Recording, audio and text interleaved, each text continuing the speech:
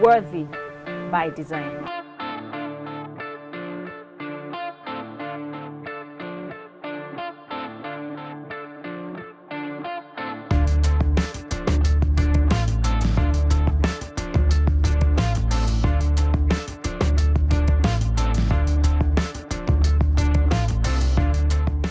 Hello there.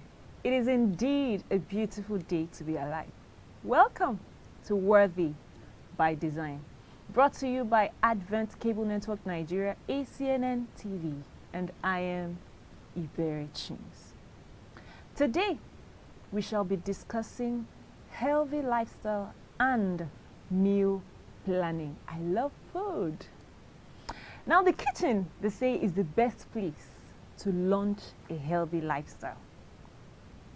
This seems to hold true given the steady rise in health challenges, mostly attributed to nutritional deficiencies or excesses amongst children and adults alike.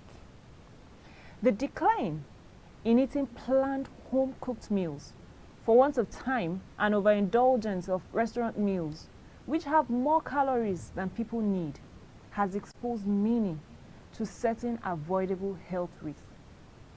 Now, meal planning and home cooking are therefore suggested as the keys to a healthy lifestyle and the solution to balancing competing time demands. To discuss this issue with me is our dietitian, Uchenna James. Thank you so much for making it to the show. Thank you for having me. So with her, I am sure she'll reorient and recalibrate our minds towards better dietary practices. So let's delve in straight into this discussion. The best place to launch a healthy lifestyle is the kitchen. Do you agree with this? Yeah, I agree with it. Because no matter where the kitchen is located, it's a kitchen. And that's where meals are being prepared. You don't prepare meals in the bush, Okay. you know. So, and the kitchen is a place that most people call a woman's office. Okay. You know, no matter where you work and no matter what you do, there. you always come as a kitchen. It's like the center of the home because, of course, eating is a lifestyle and meals must be prepared. So it's in the kitchen. It's your kitchen because you have the ability to make it the way you want it to be. You have the ability to make it comfortable. The environment in the kitchen all lies in the woman's and the mother or the wife. So it's the best place to have the right meal preparations. You spoke about the environment in the kitchen. Yes. Does that have anything to do with healthy lifestyle? Yes, it does. Okay. It does, because if you have a dirty kitchen, then what is the point they are trying to make a healthy meal? Some people don't know how to prepare meals and also clean the area that they prepare meals. And that's the difference between your home and eating outside your home. Because you're sure. You're sure and you have the ability to control whatever that happens in your kitchen because it's your environment compared to eating outside where you don't know how, when, if it was washed properly, if it was properly cooked. You can't control that, but you can control your kitchen. Okay. Yeah. So if you're seeking a healthy lifestyle for your family, it all starts with you. It starts with kitchen. you. Yes, it starts with the woman in your Great. kitchen. Some women can be dirty. Even if you are cooking, you know, you should make sure that your environment, your table, the layers where you prepare your meals are actually clean. While you're preparing, you're clearing. While you're preparing, you're clearing. So it has something to do. The environment in your kitchen has a lot to do with your meals. So whether or not the family will be healthy depends on what you do in there. Yes. So, but is eating healthy all that is required to have a healthy lifestyle? Well, not really. Okay. But I would say it's 80%. Why It's so? 80%, diet is 80% because everyone must eat every day. Even if you have intermittent fasting, you must still eat. go A back time to comes food. when you get back to food. But there are other things that are very important. Apart from diet, exercise is important. It's 10%. Okay. Rest is 10%. Then you have your complete 100%. I hope my viewers are taking notes. So exercise 10, yes, rest it's 10. 10%. Diet is 80%. Because it's something that goes into your body. It's something that refreshes you. Okay. It's something that makes you productive and active. So it's very important, but it's good if you have the 100%. So that way, when you rest properly, your organs are strong enough to start the daily job. When you exercise, your blood is fresh enough to carry your food around the body. Whoa. So that keeps you healthy. Then what does the sleep part of it do? Well, the sleep part of it is the rest. Sleep is, let's say, 90% of your resting, because you can't tell me you go to a bar and hang out and then have some bottles or eat dry meat or pepper soup and you say it's a way of relaxing. To some people it's a way of relaxing, but it's not complete rest. When you sleep, at least have up to 8 hours, 6 to 8 hours sleep, especially at night, it helps your body to come back. So when you're waking up in the morning, you are strong enough. You can wake up to your daily activities. So rest, sleep is really important. Okay. Now you mentioned bottles. Alcohol does not form part of a healthy diet, does it? In as much as alcohol has its alcohol is fermented sugar. It gives energy. But the truth is, you know, people always abuse things. And so it's better to leave it out. It's better to leave it out for me. Let me hang it there. Because even after eating, the end product of your food still has some form of alcohol, which is enough for the body. So taking extra doesn't really help. So it's better to leave it out. Yeah. Well, now does this healthy lifestyle, you know, talking about eating and exercising and all of that, does it present the same demands for all age groups? No, it doesn't. Okay. It doesn't, because you cannot compare a baby who is less than 6 months. What meal are you planning for that baby? As a woman, you're supposed to make sure that you have the adequate nutrients so that the baby can suck. And of course, we advise that 0 to 6 months should be exclusive breastfeeding. No water, no additional food, just pure breast milk, because there's a lot the baby's getting from in there. So we leave them out of our meal planning? So they're out of the meal planning. So the other people... Now for others, for the toddlers, 1 to 3 years old, the teenagers, the young adults above 18, if you are in an extended family where you have old people, the elderly people and the aged people, you must consider their tooth, if their tooth is still strong enough to chew. Okay. You must consider what they can easily swallow, because if they can't easily swallow it, they don't want to stress themselves to eat. And you need to help them maintain themselves so they can live longer or be able to combat any disease or infection and all that. Okay. Now for the young ones who are growing too, let me just give an example. If you have a pregnant woman in the house, you cannot expect that a pregnant woman's meal will just be maybe as small as an aged person. Okay. You know, and they need more greens in their diet, so you must consider that. A young boy of teenage age might want to eat something really appetizing. You must consider that. And you know they are growing, so the calories keep increasing. Okay, so let me just hold you there. You know, in Nigeria, we have this one pot family. Today is jollof rice. Jollof rice it is for everybody. So how is it possible to balance these nutritional needs you have mentioned for the different age brackets with, you know, the fact that I don't have strength to be cooking for different people? It's rice for today. Okay, now, if it is rice for today, first of all, you must look at the fact that the truth that does everybody in the house like rice? Okay.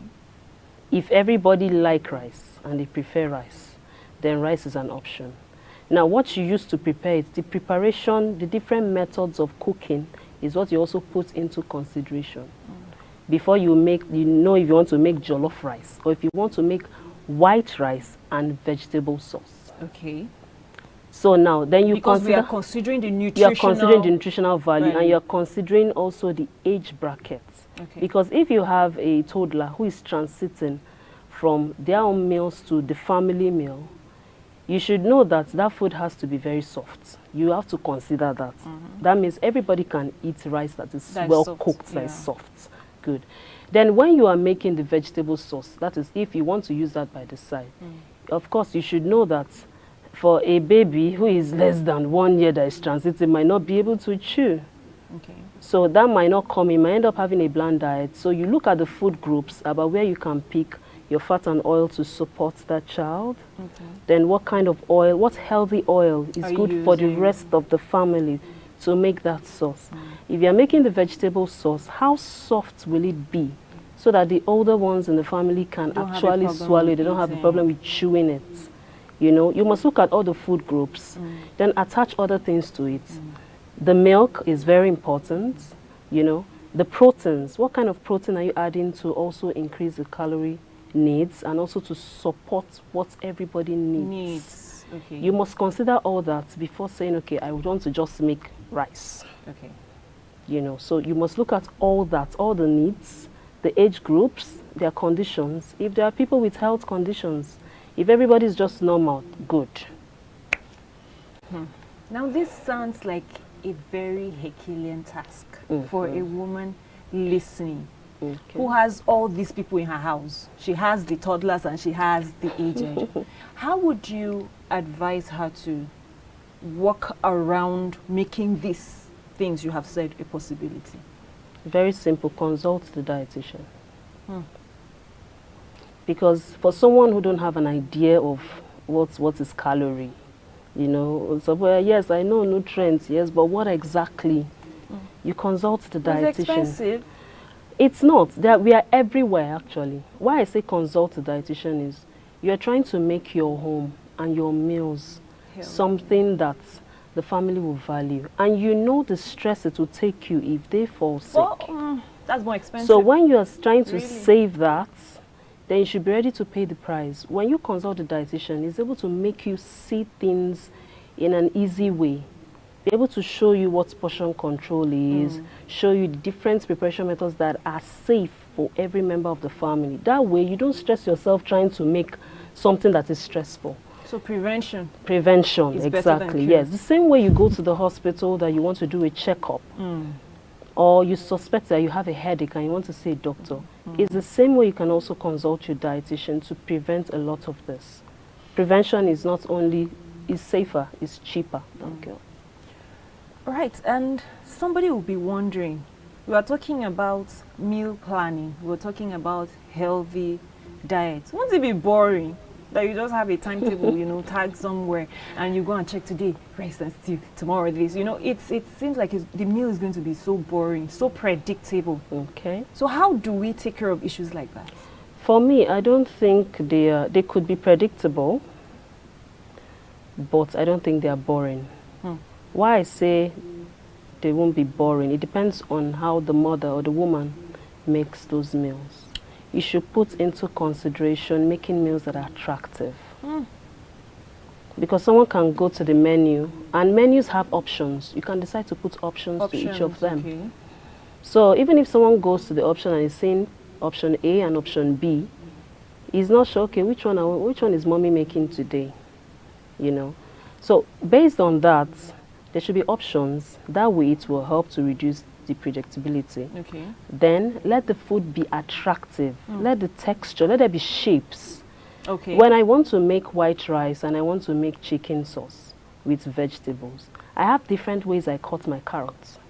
I have different ways I cut my green beans. It's the same thing, but It's the it will come same out thing, but different. it will come out differently. So that way it looks attractive. Another thing that can also help you control all this is making sure that you can change your timetable from time to time. Okay. There are foods. One food can bring out different kind of foods, products.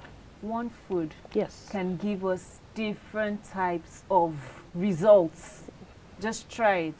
I am sure you don't want to miss any part of this discussion, because if you blink, you miss something.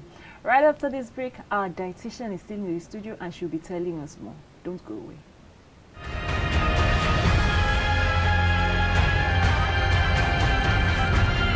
And so when the urge to drink alcohol or smoke marijuana or cigarettes came on me, I would tell myself I can stop all these things through Christ who strengthens me.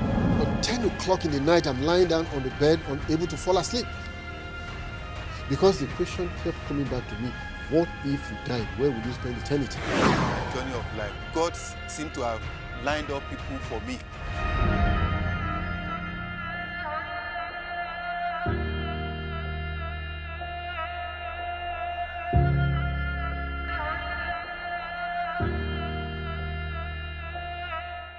Crossfire is a program that treats controversial topics and diverse issues surrounding the church and the society.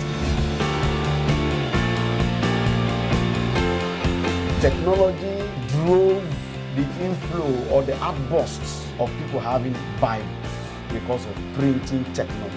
Same way, the digital revolution has also made it possible for people to have Bibles in various formats in their hands. As an Anglican, I believe in Anglicanism. And Anglicanism is standing on the tripod of scripture, tradition, and reasoning. When we are about to read the Holy Gospel, all members will be made to stand up. Assuming the Gospeler read from the phone, and he says this is the Gospel of Christ, you are likely to confuse a lot of people. Because people will be seeing phone in your hand. In the history of Holy Communion, sir, we've never heard that somebody contacted the deeds from the other person. I think, sir. The truth is that when people are gathered together and anything happens, whether it is an earthquake or it is a disease or anything, it spreads faster and there are more fatalities. That's just what I'm talking about. The first evangelist in the Bible was a woman, the woman of Samaria that Jesus met at the well. Immediately this woman met Jesus. She went into the town and started telling everybody that come and see somebody who told me everything about myself. The women actually supported the ministry of Christ, supported the ministry of the apostles, but they were never called apostles.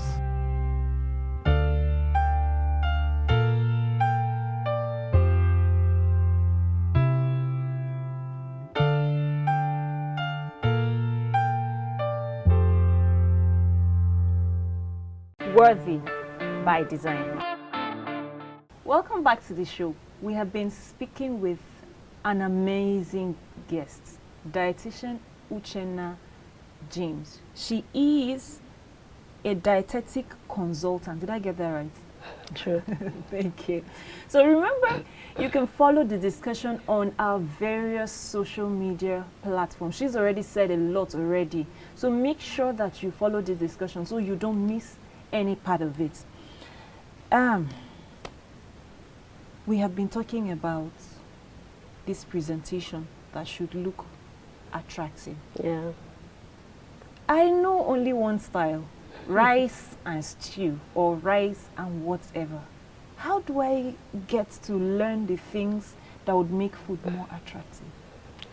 Okay, so we are privileged, or should I say blessed, with what we call social media. So social media is useful? Yes, it's useful. When you go online, you see different kind of dishes. Though, you see some foreign dishes, and then you also see the ones that are locally made by us, even African foods. Like the day I stumbled around plantain moi moi. For real? I was like, really? And I saw jollof rice cupcake. Hello? And I was like, really? So you see, that's why I say one food can give different results. It's information, actually. The moment you get the information, it makes it easier for you to plan. Information? Yes, then information. Because I've seen people who say, yes, that celebrity looks good. Yes, they look good because they have money. It's not entirely money. It's the information you have. Because you can have the money and you don't know what to do with it. So if you have the right information, rice alone can give you different meals. And because I was about asking, you know, some low-income groups would say, all these things you're saying, jollof rice, momo, and all of this, where will I get the money for that? And you're saying it's not expensive. Information is what you need. It's what you need, yes, it's what you need. Because even if you are in a rural area, in sometime around my growing up years, I think I found myself somewhere around Umahia. And I was opportune to go to the farm, you know. And those few years I left there, I noticed that they plant a lot of things. They plant cassavas, they plant yam, they plant vegetables. There's always vegetables, fresh, green, around. They plant corn. And they have a way of also preserving all these things. Or turning them, processing them, turning them into something else. Cassava will give you gari. Cassava will give you what I call cassava flakes. You know, the one that you cut into abacha, the big ones and the small. In fact, it was actually at home I got to find out that the cassava flakes, there's actually a meal to it, made with beans. They call it akidi, black beans. Very lovely. So they're actually... It doesn't take much options to make that food, but it's rich. You know, just cassava alone will give you different things. Cassava they use to make akpu, they call fufu. Just from cassava alone. So we just need to open our minds. We need to open our minds and our eyes. Yes. Rice can give you... You can make rice, white rice with vegetable or stew. You can make jollof rice. You can make garnished rice. It's different from fried rice. You know, you can make coconut rice. So what are we saying here? So just go online. You just need to go online, type it. The information you need is out. Informations, they're all there. So that means we don't have any business complaining that, this child doesn't like this child doesn't like that. No, there are options. And then you don't need to force feed the child, actually. You just need to encourage. You know, one of the things I like foreign people for is they always make out time to dine together. In Nigeria here, how many of us have time to dine together? Family dinner. Thanksgiving, everybody goes home. Just like Christmas, most people travel home in my place in the eastern part of Nigeria. It's important. You just have to find a way to go home. Now, once you want to introduce new meals, in dining together, there can be options. And everybody's like, wow, what's cooking? What's this aroma? And what somebody is is trying it out and the they're other trying person it out wants without you stressing. That way you're introducing new food. So I'm also thinking, you know, in introducing new food, if you even get the children involved in the process. Of course, in the process of discovery. Cooking. Yes. They want to see the end product and they want to try out the end product. Exactly. But some mothers are chasing their children out of, oh, you're going to break this, you're going to do this. You know, they should get involved and that will help them. You know, even it will help them also put the interest in trying to learn how to cook. And they grow with it. So when they are grown, you don't go through stress trying to say you want to teach a girl child or a male child how to cook. In my house, my mom groomed us, male and female, to be able to do everything. So the mother including cooking. Has a big role to yes, play. So when the girls were in school and they were in the house, the boys were cooking. Now, I want to take you up on something you said. You had talked about visiting a dietitian to determine what the dietary needs of the various people in the family. Yeah. Now, I'm wondering, after finding out all of this, how do you utilize this information? Now, when the role of the dietitian is very important because they make the woman, the mother or father, whoever it is, or caregiver, understand how to translate this caloric needs, the nutrients, into what you can see. On the plate. They have models. Okay. They used to show you. If they're saying eat apple, they're showing you. Okay. If they're telling you eat 3 pieces of meat or what, they're showing you. If they're saying take so meals of milk, 250 meals, they are showing you. Okay. So that way, the moment they finished talking to you, counseling you, you will understand what exactly you are giving every member of your family. You will understand that this is enough. Okay. You understand that this quantity is enough for this child and also has extra, you know, needs that cover other activities. Okay. Yes. So that's what they do. It makes it easier for you to understand how to implement it in your kitchen. So everybody out there should look for a dietitian. They should. Very important. Okay, it's not just for weight loss. Not just for weight loss, not just for diabetes, not just for hypertension. Not it's just for everyday for everyday, living. yes. It covers everything. As long as you eat food. Right. Now going back to meal planning. Yeah. Are there factors that affect meal planning? You know, that make people either not to plan the meals or not to plan the meals properly? There are factors that affect meal planning. One of them is the customs and traditions. You know, when I was little, there were times where, if not for the fact that my mom and my parents were learned, there are times where we see people who say, no, don't, a man comes back and sees the son or daughter eating meat or egg. What are you and doing? they're like, what? Who gave you this? Mommy gave, why will you give this child this? Do you want to spoil the child? Do you want to start stealing? You know, they have that belief that once you give that tender child any of those proteins, that it makes them want to steal. They grow up being thieves, which is very wrong. Now, there are also misinformations out there that make some people don't eat a particular food. Some people, they are tribes, they don't eat pork. Some places, they don't eat snail. You know, things like, so they don't inculcate it when it comes to meal planning. In spite of the nutritional value. In spite of it, they don't even want to know whatever it is. It's a tribal thing, a custom thing. Some is religion that affects what they eat. Some is the habits of the parents. Maybe the parents grew up not eating beans or liking beans. So she doesn't cook it in the house, so the children grow up not eating it too. So when they grow up, they won't like it. So how do we take care of these issues? So one of the ways we take care of these issues is still boils down to information. Right. You know, people should get themselves informed to know what exactly is contained in this food that will benefit my child or myself or members of my family. Whether or not I like it. Whether or not I like it. That is one thing. Another thing that affects is also food security. When you're in a place where the foods are not available, so they make use of what is available. So in that part, what is available, especially things that are in season, they should grab seasonal fruits. Foods that are in season should be grabbed. And even be cheaper. Yes, cheaper. And then they can also process them into different products. Preserve them so that they can last them all year round for the next season. Okay. You know? Our time is fast spent. I would love to go on with this discussion. But I want you to wrap it up with water. Okay. What role does water play in our whole dietary needs?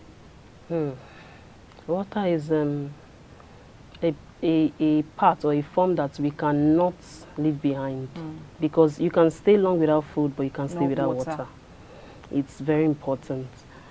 It is expected that every human being should take water and stay hydrated, not dehydrated. Because I heard those can 2 to 3 liters daily. 2 to 3 liters daily. Yeah, the water intake for a male is bigger than that of a female. Okay. You know. So for a female is? For a female, let's say 2.7 liters. For a male? For a male, about 3 liters. So we will be expected to hydrate by taking water all the time. Not excessive water though, but taking water, you know, especially if you do a lot of exercises. So that while you sweat, you won't be, you hydrate.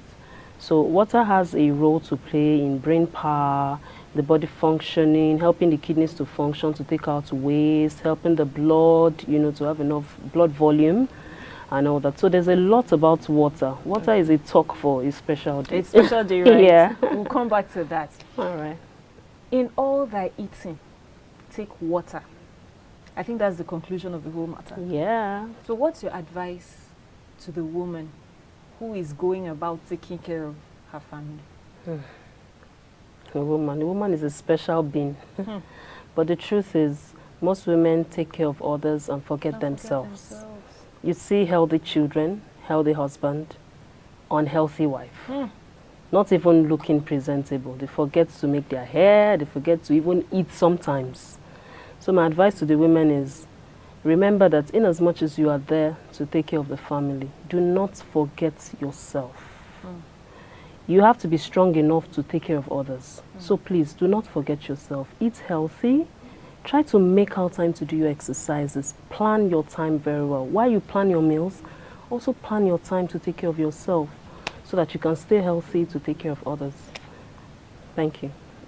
A wise man once said, if you fail to plan, you're definitely planning to fail, and maybe woefully.